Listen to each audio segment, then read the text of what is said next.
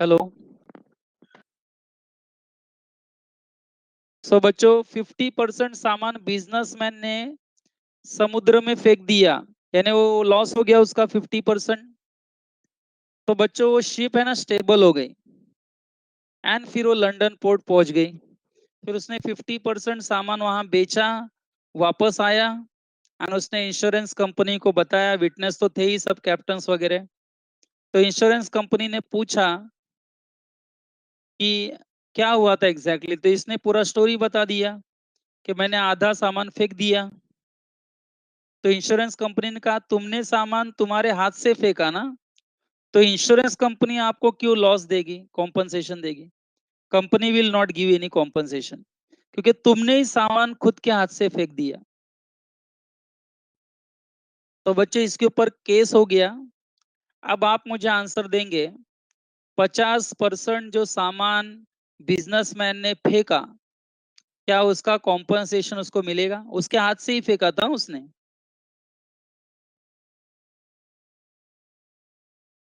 क्या उसको वो 50% जो उसने खुद अपने हाथ से फेंका, क्या उसका उसको कॉम्पनसेशन मिलेगा? कोर्ट में गया है केस। क्या लगता है आपको? तो बच्चों आंसर है मिलेगा। आंसर है मिलेगा। बच्चों मेरा सीधा सवाल है, उसने 50% सामान नहीं फेंका होता तो 100% लॉस हो जाता। सुना क्या? अगर उसने 50% नहीं बाहर फेंका होता सामान, तो आपको लगता नहीं रिमेनिंग 50% भी डूब जाता? कैप्टन भी डूब जाता, सब डूब जाते। इसका मतलब बिजनेसमैन ने कौन सा प्रिंसिपल फॉलो किया?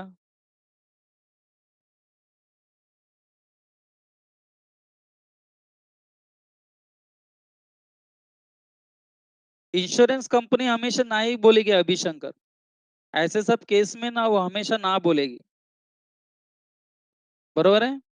लेकिन यहाँ आपको लगता नहीं बिजनेसमैन ने दिमाग चलाया? ही मिटिगेटेड द लॉस।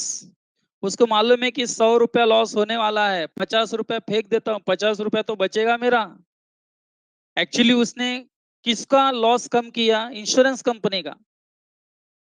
नहीं तो वो इंश्योरेंस कंपनी से 100% डूब जाता पूरा शिप, तो 100% मांग सकता था कि नहीं?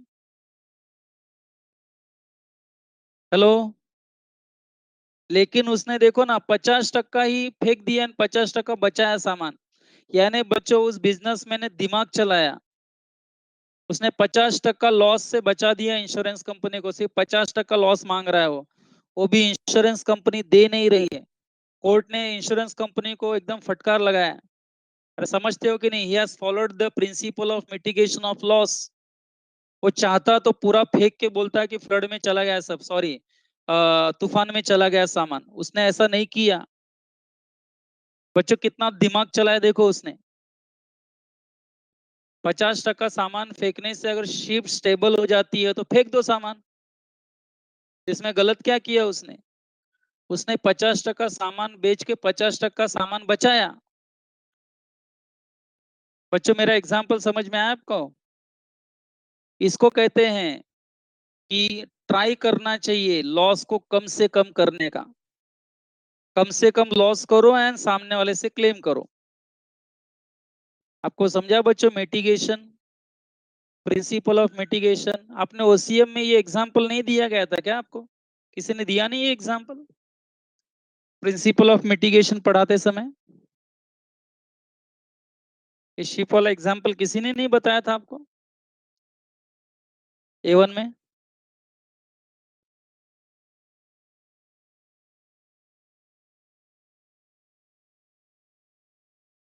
ओके, डजेंट मैटर, चलो। बट आप लोग याद रखो बच्चों, वेरी क्लासिकल एग्जाम्पल है। When you will become professor you also give such type of examples. हाँ बच्चों, ये आप जरा ध्यान में रखो, बहुत अच्छा एग्जाम्पल है आपको, आपके लिए, आपके नॉलेज के लिए। ओके, डजेंट मैटर, फायर वाला तो कोई प्रॉब्लम नहीं। बट ये ज्यादा क्लियर कट समझ में आता है देखो, क्योंकि जब मैंने आपसे पूछा कि क्या वो 50% क्लेम करेगा, ऑलमोस्ट सभी ने ना बोल दिया। ये प्राइमा फेसी वैसे ही लगता है, खुद ही फेंका तो कैसे क्लेम करेगा। बट आप ये नहीं समझ रहे हो कि 50% फेंक के 50% बचाया, वो ज्यादा इंपॉर्टेंट है। See the positive side, don't see the negative side. Is that okay? चलो बच्चों, इसके बाद नेक्स्ट हेडिंग जो आपके सामने आ रहा है बच्चों, that is remedy by way of damages. वो तो हम पढ़ ही रहे हैं सेक्शन 73 से, but we are also going to discuss types of damages. Damages के अलग अलग प्रकार, कितने टाइप्स ऑफ डैमेजेस हैं? दो तो आपके सामने ही बच्चों मैं डिस्कस कर चुका हूं, which are those two? Come on. Types of damages में मैं दो वर्ड आपके सामने पहले ही यूज कर चुका हूं टाइप्स ऑफ डैमेजेस में।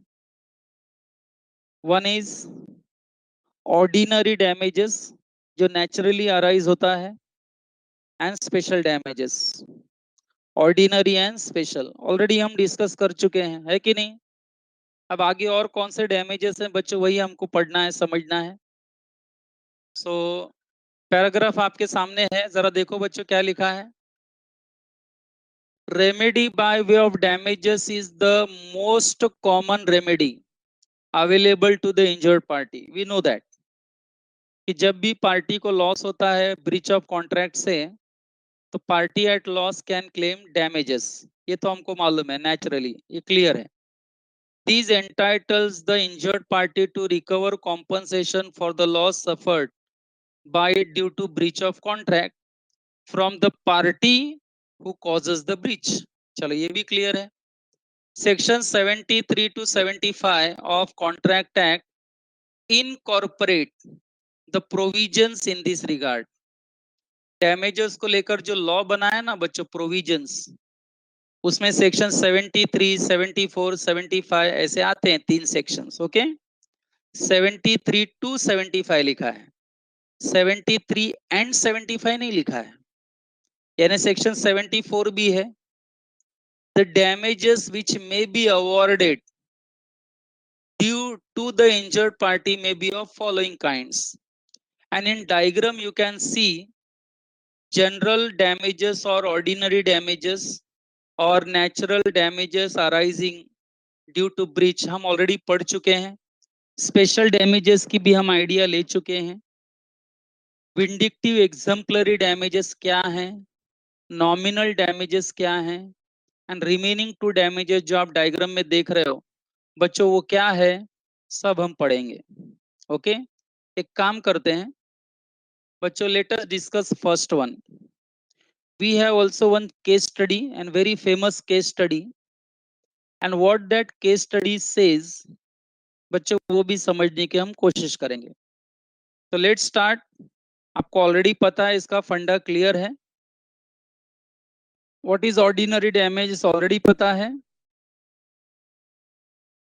कि जो ऑर्डिनरी कोर्स ऑफ बिजनेस में नॉर्मली लॉस अराइज होता है वो ऑर्डिनरी डैमेजेस है, and it can be claimed even without giving prior notice. You know that all these things.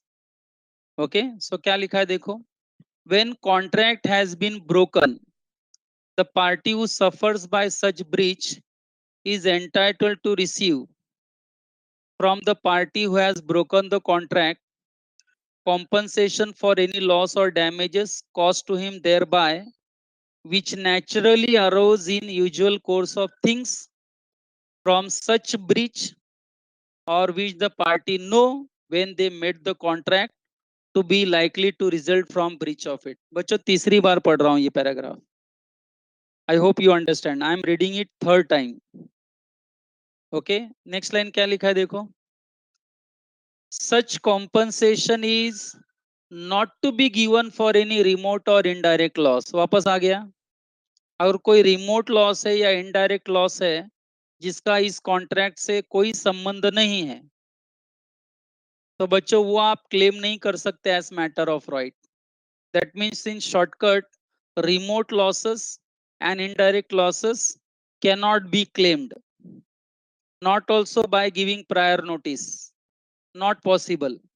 इनका जब कॉन्ट्रैक्ट से मतलब ही नहीं, संबंध ही नहीं है, तो आप इनको कैसे बीच में ही लाकर क्लेम कर रहे हो जिसका हमारे कॉन्ट्रैक्ट से कोई मतलब नहीं है। तो बच्चे एक बार फिर लाइन पढ़ रहा हूं। Such compensation is not to be given for any remote और indirect loss or damage sustained by reason of the breach. Section 73 of Contract Act and the rule in Headley versus, बच्चों क्या नाम है देखो, बेक्सेंडल, okay, जो भी pronunciation हो, H and B, H versus B, shortcut में एच वर्सेस बी का बच्चे एक केस है। आई थिंक ये केस से भी हमको पता चलता है कि you can claim only those damages which are ordinary in the course of business, but you are not entitled to claim any special damages if you are not given any previous notice, or you are not entitled to claim any remote loss or any indirect losses, बरोबर है, which has nothing to do with the given contract. ये prove करने के लिए we have one case study, Hadley versus Baxendale case, okay. उसके facts क्या हैं जरा पढ़ते हैं बच्चों।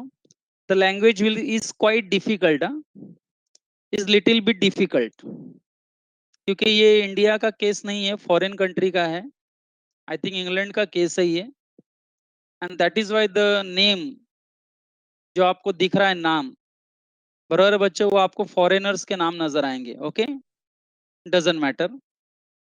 अब उन्होंने भले ही हेडली वर्सेस बेक्सेंडल फैक्ट्स दिया हो, बट जब उन्होंने ये फैक्ट दिया तो बच्चों उन्होंने थोड़े अल्फाबेट्स यूज किए हैं समझाने के लिए, rather than directly names, okay. So let's start. A crankshaft of Pease floor mill had broken. जो फ्लोर मिल में एक पार्ट होता है क्रैंकशाफ्ट, जिससे एक्चुअली एक्चुअली हम बोलते हैं ना ग्राइंडिंग का काम होता है, तो फ्लोर मिल का जो क्रैंकशाफ्ट होता है बच्चों, दैट हैज बीन ब्रोकन। अब उसको पी क्या करेगा, रिपेयर करवाएगा एंड अपना फ्लोर मिल फिर चालू करेगा, है कि नहीं, एज सिंपल एज दैट।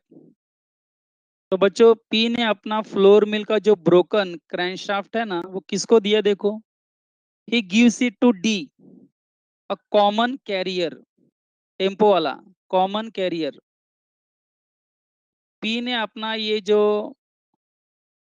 बच्चों पार्ट है फ्लोर मिल का ब्रोकन पार्ट, उसको डी को दिया, टेम्पो वाले को, एंड टेम्पो वाले ने कहा कि मैं इसे रिपेयरिंग हाउस में 2 दिन के अंदर पहुंचा दूंगा, जहां पर ये रिपेयर करके नया बनाया जाएगा। किसने प्रॉमिस किया 2 दिन के अंदर रिपेयरिंग हाउस में ले जाकर उसको नया बनाने का, किसने किसको प्रॉमिस दिया, कॉमन कैरियर यानी कि बच्चों टेम्पो वाला। उसने पी को कहा कि मैं 2 दिन के अंदर इसको फाउंड्री में पहुंचा दूंगा, फाउंड्री मतलब जहां पे ये शाफ्ट रिपेयर होगा, नया बनेगा, ओके। चलो आगे बच्चों, the mill stopped working, and बच्चों जाहिर बात है जब वो पार्ट नहीं है तो मिल चलेगा क्या, पी का फ्लोर मिल चलेगा क्या, नहीं, तब तक जब तक वो नया पार्ट नहीं आ जाता तब तक इनका फ्लोर मिल बंद रहेगा कि नहीं, हेलो, यानी बिजनेस बंद रहेगा तब तक, किसका बिजनेस बंद रहेगा,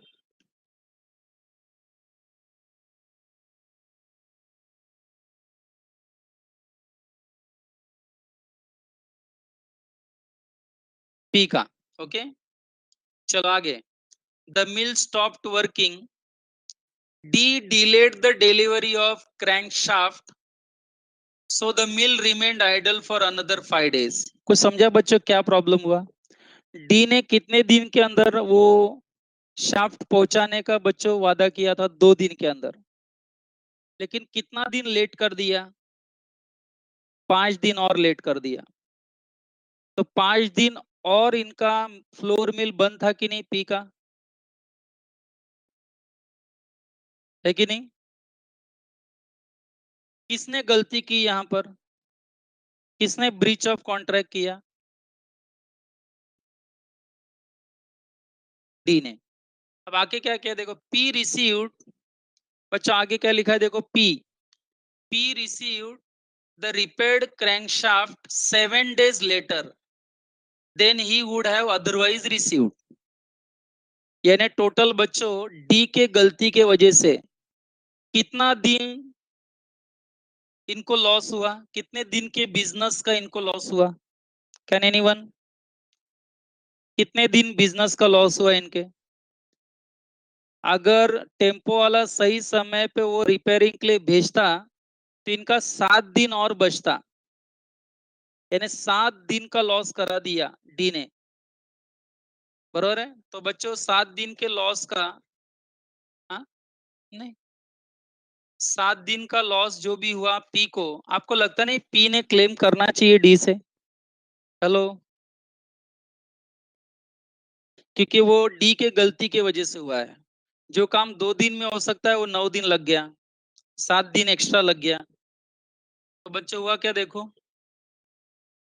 कॉन्सिक्वेंटली पी सूड डी, पी ने डी के ऊपर केस कर दिया for damages, not only for delay in delivering the broken part but also for loss of profit suffered by the mill for not having been worked। बच्चों इसका मतलब P ने D के ऊपर जब केस किया तो कौन से डैमेजेस क्लेम किए, या मैं पूछूंगा कौन से डैमेजेस क्लेम किए? ऑर्डिनरी एंड स्पेशल, दोनों डैमेजेस क्लेम किए देखो। लेकिन आपको लगता है पी को दोनों डैमेजेस मिलेगा क्या? इस केस में पी को दोनों डैमेजेस मिलेगा क्या? कौन सा डैमेजेस मिलेगा पी को?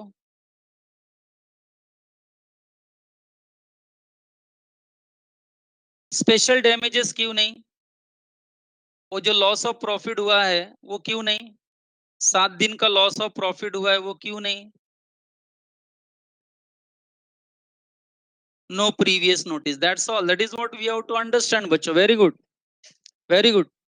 The court held that, court ने क्या जजमेंट दिया देखो बच्चों, the court held that the P was entitled only to ordinary damages and D was not liable for the loss of profit because only the information given by P to D was that article to be carried was broken shaft of the mill and it was not made known to them that the delay would result in loss of profit। Special damages की कोई बात ही नहीं हुई थी। P ने जब D को handover किया था वो था ब्रोकन क्रैंकशाफ्ट, उस वक्त उसको ये नहीं बोला था कि तू लेट करेगा एंड मुझे अगर लॉस ऑफ प्रॉफिट हुआ तो मैं तेरे से क्लेम करूंगा। बच्चों पहले बात बताओ, पूरा केस समझ में आया सबको? मुझे लग रहा है कि सब आप जिस हिसाब से आंसर दे रहे हैं सबको केस समझ में आ गया है, ये मुझे ऐसा लग रहा है। I am confident everyone have understood this example. Okay, चलो बच्चों नीचे एक और सिंपल सा एग्जांपल दिया है, छोटा एग्जांपल दिया है बच्चों। क्या है देखो, नया एग्जांपल है। A agrees to sell to B, A agrees to sell to B bags of rice at rupees 5,000 per bag। तो बच्चों व्हाट इज कॉन्ट्रैक्ट प्राइस पर bag? Come on type, what is contract price पर bag? दोनों के बीच में contract जब हुआ तो क्या प्राइस डिसाइड हुआ? पर बैग कितना देना है? 5,000। ठीक है बच्चों, okay. The delivery to be taken given after 2 months, and बच्चों डिलीवरी 2 महीने के बाद होने वाला है। कॉन्ट्रैक्ट हो गया है 5,000 रुपए के हिसाब से, लेकिन गुड्स की डिलीवरी 2 महीने बाद होगी। On the date of delivery, the price of rice goes up to rupees, बढ़ गया कि कम हो गया? 5,500 पर बैग। बच्चों भाव बढ़ गया कि नहीं? 2 महीने बाद जिस दिन गुड्स की डिलीवरी करनी थी राइस की, उस दिन रेट कितना हो गया? 5,500 पर बैग। एंड बच्चों उसी दिन ए ने देखो क्या किया, ब्रीच ऑफ कॉन्ट्रैक्ट कर दिया। A refuses to deliver the bag to B, B can claim from A, B कितना क्लेम करेगा ए से ordinary damages? Common type, B कितना क्लेम करेगा? ए से ऑर्डिनरी डैमेजेस ₹500 पर बैग लिखो। हाँ बच्चों, ₹500 पर बैग एज ऑर्डिनरी डैमेजेस, क्योंकि ये डायरेक्ट लॉस है which is arising because of breach of contract. I hope you understand. This is a direct loss arising, natural loss arising, ordinary loss arising in the natural course of business. I hope both the examples are clear to you. And बच्चों, अगर ये दोनों पढ़ाई के examples लिए clear मेहनत तो सब करते हैं, लेकिन स्मार्ट स्टडी कौन करता है? प्री एग्जाम ऐप के साथ बनाइए अपनी तैयारी super smart. Pre exam app देता है वाइड रेंज के एग्जाम्स की तैयारी, जैसे JEE, NEET, CAT, CA foundation, CS CET, banking, railway, SSC, MBA entrance, SYJC, com, TYB com और भी बहुत कुछ।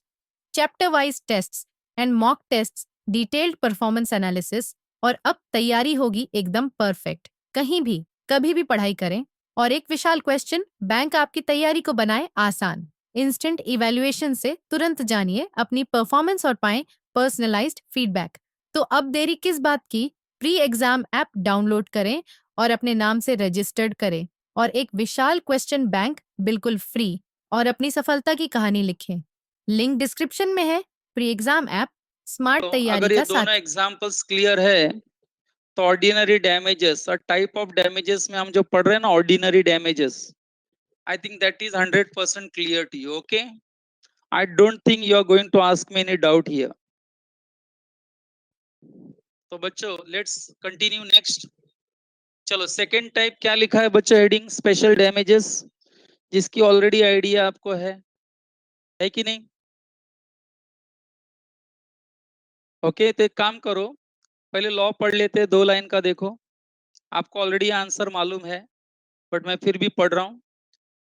Where party to a contract receives notice of special circumstances affecting the contract, he will not be liable, sorry हाँ, मैं गलत पढ़ रहा हूँ। He will be liable not only for damages arising naturally and directly from the breach, but also for special damages. That means not only the ordinary damages are going to be claimed, but also special damages are also going to be claimed, क्योंकि special damages claim करने का हमने previous notice दिया था या हमें previous notice मिला था। अब बच्चों, नेक्स्ट पैराग्राफ जो एक एग्जाम्पल है, वो जब मैं आपको पढ़ने के लिए कहूंगा, तो बच्चों आपको थोड़ा जाना पहचाना एग्जाम्पल मिलेगा। एक काम करो, आप ही पढ़ो। चलो, 2 मिनट बाद मिलता हूं मैं आपको। स्पेशल डैमेजेस के नीचे जो लिखा है ना बच्चों, उसे आप पढ़ो।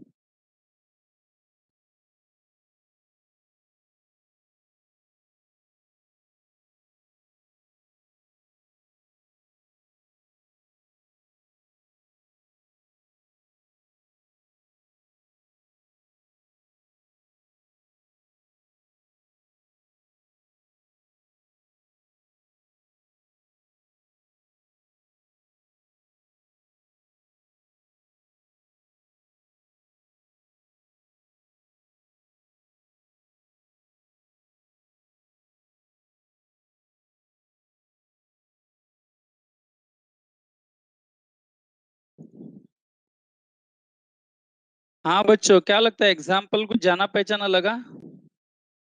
इसमें स्पेशल डैमेजेस क्या समझ में आया सबको? और शाला एक्सप्लेन इट अगेन।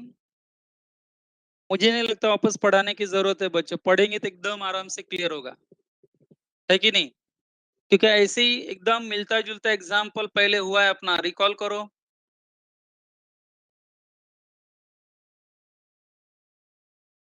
HNB वाला जैसे ही लगता है ना, थोड़ा something related language. Any student if they are asking me doubt, और सर नहीं समझा, मैं पूरा रीड करके समझाऊंगा बच्चों, आपके लिए मेन।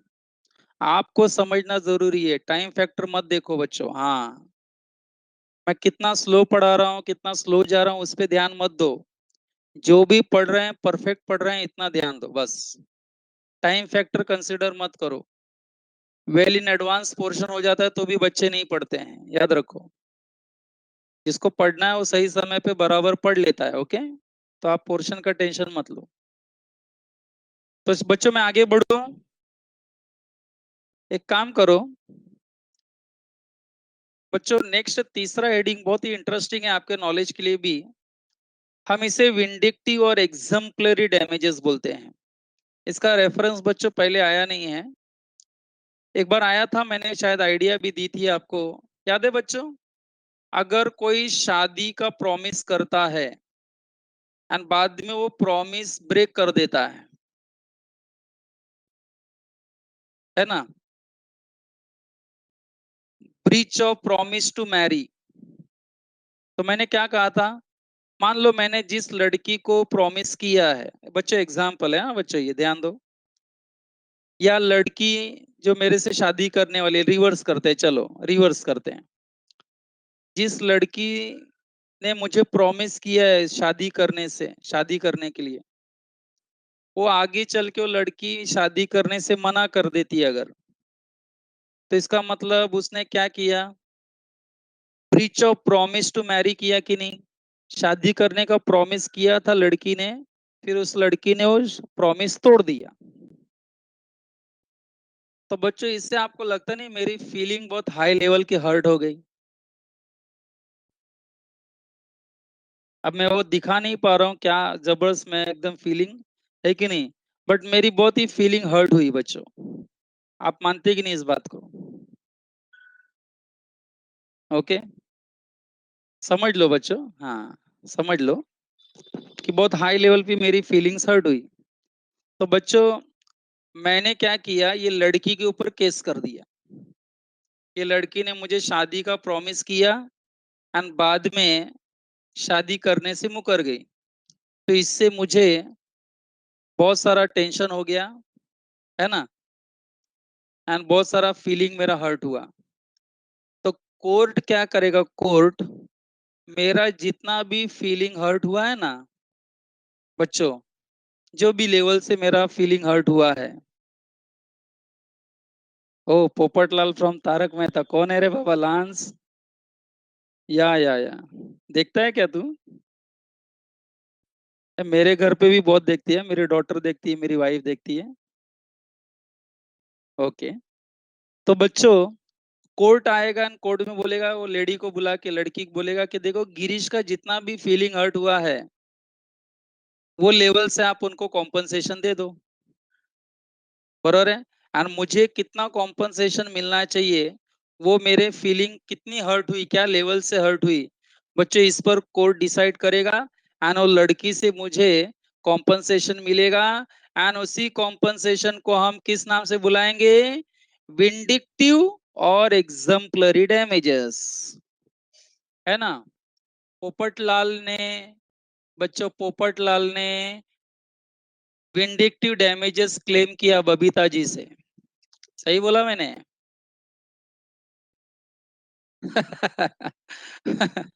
सब लोग सीरियस। ठीक है बच्चों, मैंने भी ऐसे ही बोल दिया। समझे कि नहीं बच्चों, पहले ये बताओ एग्जाम्पल। बच्चों आप रिएक्शन दो इस पे, हाँ समझा कि नहीं बच्चों? हाँ। अब बहुत बच्चों को ये जरूर टेंशन होगा कि सर कोर्ट कैसे डिसाइड करेगा कि पोपटलाल का या सर आपका कितना फीलिंग हर्ट हुआ। तो बच्चों को कोर्ट डिसाइड करेगा, उनके पास होंगे अपने मेथड्स, ओके, उससे कोई अपने को लेना देना नहीं है कि नहीं। बट बच्चों vindictive damages and exemplary damages कहाँ दिए जाते हैं, समझ में आ गया? पहला केस, जहां पर शादी करने का प्रॉमिस किया एंड बाद में वो प्रॉमिस तोड़ दिया, इस केस में जो डैमेजेस कोर्ट डिसाइड करेगा बच्चों, ऑन द बेसिस ऑफ बरोबर जो आपकी फीलिंग्स कितनी हर्ट हुई है, this is called vindictive damages और एग्जाम्पलरी डैमेजेस। फिर बच्चों नेक्स्ट एग्जाम्पल जरा ध्यान देना मैं क्या कह रहा हूँ। ये और एक इम्पोर्टेंट एग्जाम्पल है जो आपको मुझे लगता है समझना चाहिए। बच्चों मान लो कि मैं वसई का सबसे रिच आदमी हूँ, वसई का सबसे अमीर आदमी मैं ही हूँ। एग्जाम्पल है बच्चा, एग्जाम्पल है, don't take it seriously, example है। हाँ एग्जाम्पल है बच्चों, बहुत ही अमीर आदमी हूँ। करोड़ों रुपए है मेरे पास, बैंक अकाउंट में करोड़ों रुपया पड़ा हुआ है। एक दिन मेरे पास एक ट्रस्ट वाले आए, है ना, अनाथ आश्रम वाले आए, ट्रस्ट। उन्होंने कहा कि सर आपसे मिलना है। मैंने बोला हाँ बोलो क्या काम है बोलो। बोलते सर हम लोग अनाथ आश्रम चलाते हैं, आप वसई के बहुत ही रिच आदमी हो, तो हम आपसे एक्सपेक्ट करते हैं डोनेशन। आप कुछ चैरिटी के लिए डोनेशन दे दो अनाथ आश्रम के लिए। मैंने कहा हाँ हाँ मैं दूंगा ना, मैं कभी भी पीछे नहीं रहता हूँ डोनेशन से, हमेशा देता हूँ। तो लोग खुश हो गए। तो बच्चों आपको क्या लगता है मैंने कितना डोनेशन दिया होगा उनको? चलो ऐसे गेसिंग वर्क थोड़ा खेलते हैं हम लोग अभी लास्ट 5 मिनट। कितना डोनेशन दिया होगा मैंने अनाथ आश्रम के लिए?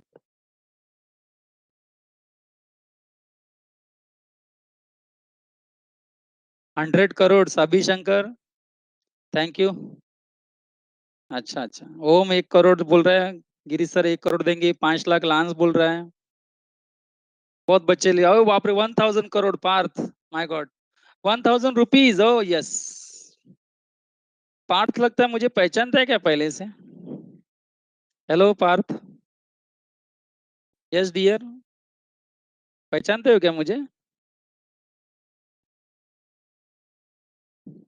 अच्छा, दैट्स वाई, यस। वही मैं कह रहा हूँ, पार्थ परफेक्ट आंसर दे रहा है मुझे। पार्थ लगता है मुझे दोबारा सुन रहा है, सेकंड टाइम सुन रहा है। Doesn't matter Parth, don't worry. Okay. हाँ बच्चों, पार्थ ने आंसर मेरा दे दिया है। बच्चों मैंने उनको 1000 रुपये का चेक दिया। सुनने में थोड़ा ऑकवर्ड लग रहा है ना? सोचो मैं करोड़ों का मालिक हूँ, करोड़ों रुपए मेरे अकाउंट में है, लेकिन मैंने उनको सिर्फ 1000 रुपये का चेक दिया। बच्चों जो आए थे ना वो मेरा मुंह देखने लगे, शायद वो उनको एक्सपेक्टेशन ज्यादा हो, है कि नहीं? बट मैंने 1000 रुपये का चेक दिया। मैंने कहा देखो मैं, अभी आप आए हो तो मैं नाराज नहीं कर रहा हूँ आप लोग को, मेरे तरफ से 1000 रुपये का डोनेशन मैं देता हूँ। और बच्चों मैंने चेक साइन करके दिया। बच्चों वो लोग अपना आधा मन से लेके गए चेक, है ना, मन में गालियां देते हुए मुझे, नाम बड़े दर्शन खोटे क्या क्या। ठीक है, डजेंट मैटर। तो बच्चों उन्होंने चेक डिपॉजिट किया अकाउंट में। अब इंटरेस्टिंग बात अब यहाँ से हुई है। उन्होंने चेक डिपॉजिट किया। अब बच्चों मेरे अकाउंट में हजारों करोड़ रुपए पड़े हैं, तो 1000 का चेक हॉनर हो जाना चाहिए कि नहीं बैंक में? हेलो, चेक पास हो जाना चाहिए ना, कि मेरे अकाउंट में पैसे पड़े हैं और मैंने 1000 का ही तो चेक दिया है। लेकिन बच्चों बैंक की गलती की वजह से, बैंकर्स बैंकर्स, ये लाइन ध्यान से सुनो, बैंकर्स की गलती की वजह से वो चेक बाउंस हो गया। साइन परफेक्ट था, अमाउंट था मेरे अकाउंट में, सब कुछ सही था, लेकिन बैंकर्स की गलती की वजह से बैंक वालों ने मेरा चेक डिसऑनर कर दिया। बच्चों डिसऑनर कर दिया, तो जिस ट्रस्ट वालों को मैंने 1000 रुपया दिया था, उन्होंने ये बात मार्केट में फैला दी। तो बताओ ये वसई का सबसे बड़ा आदमी, रिच आदमी बनता है, 1000 का चेक पास नहीं होता है, इसका 1000 का चेक पास नहीं होता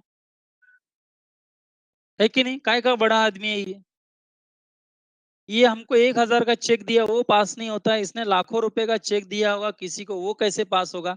बच्चों आपको समझा क्या हुआ? पूरे वसई में, मार्केट में मेरा नाम खराब हो गया कि नहीं? बच्चों मेरे नाम, रेप्यूटेशन को धब्बा लग गया, रेप्यूटेशन कम हो गया मेरा। लोग मेरे को डाउट की नजरों से देखने लगे, लोग मेरे से बिजनेस करने से इतराने लगे कि इसका 1000 का चेक पास नहीं होता है, पता नहीं बड़े बड़े चेक देगा तो कैसे पास होगा। जबकि ऐसा गलती मेरा भी नहीं था, ट्रस्ट वालों का भी नहीं था, गलती बैंक का था। तो बच्चों जब मैंने देखा कि बैंक की गलती के वजह से मेरे को मानहानि हुई है, मानहानि सुना है कि नहीं हिंदी वर्ड मानहानि, मेरे मान सम्मान को ठेस पहुंची है,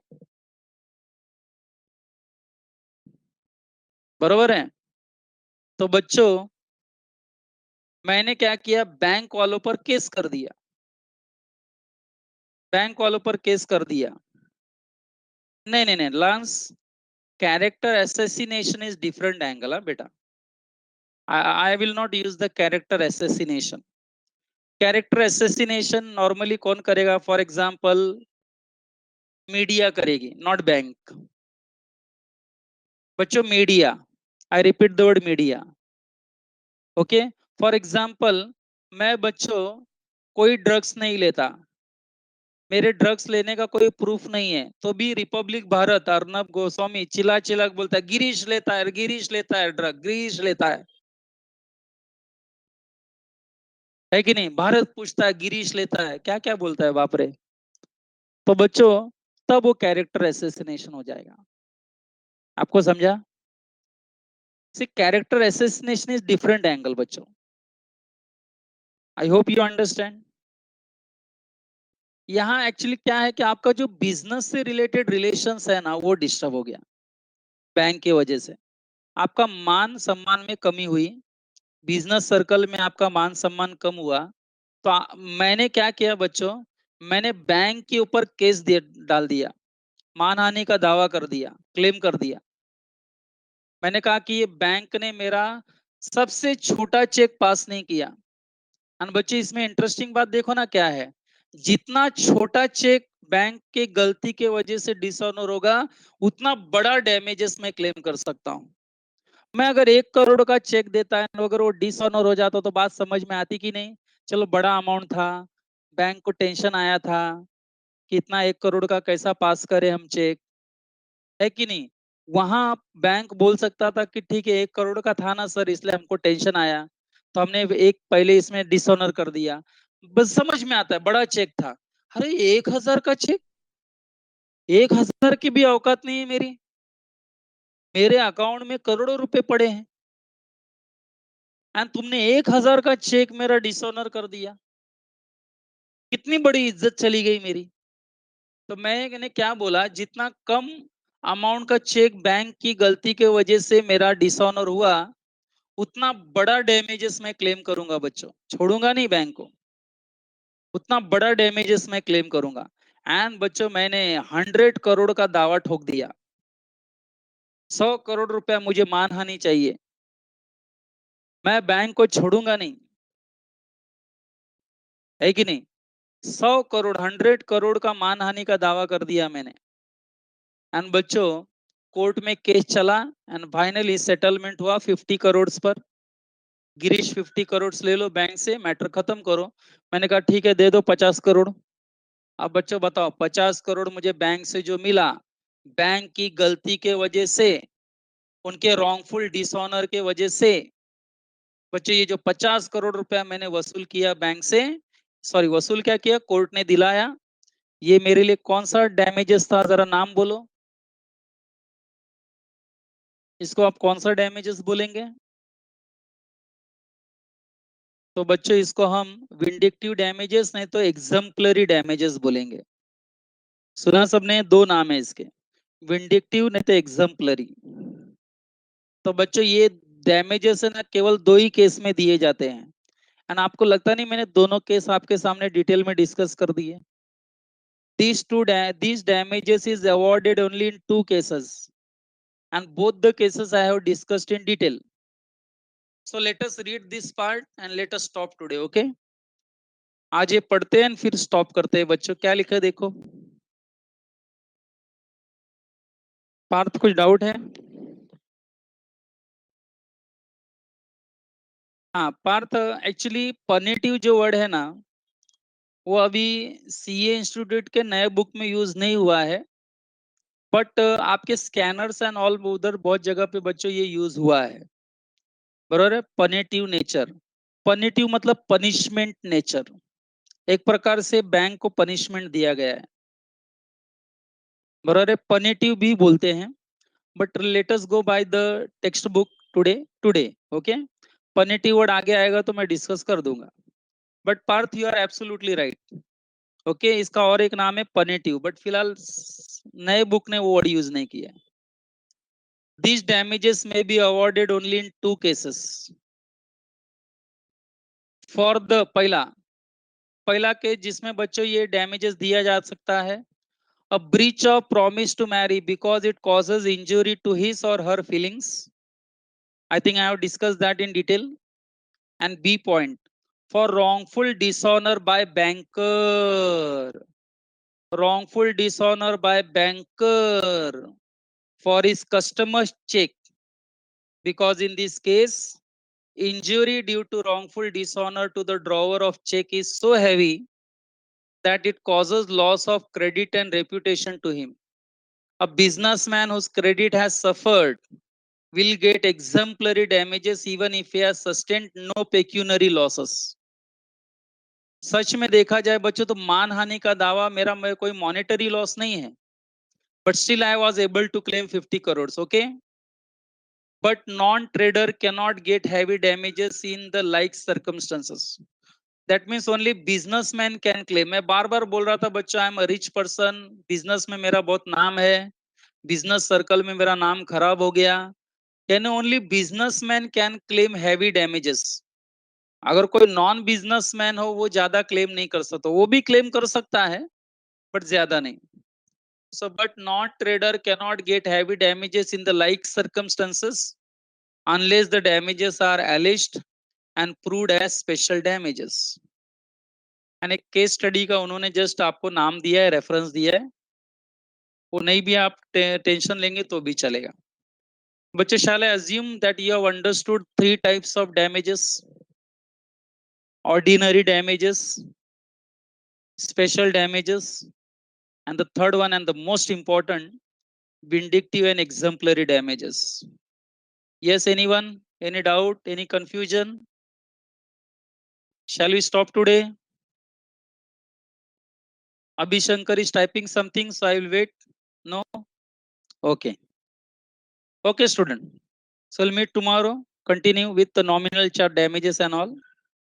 बच्चों मैंने कहा था अभी बहुत इजी है, आगे के सभी डिस्कशंस, प्रीवियस जो डिस्कशंस है बच्चों उनको पढ़ते रहो, क्योंकि मैक्सिमम मार्क्स आपको इंडियन कॉन्ट्रैक्ट एक्ट से ही आएगा.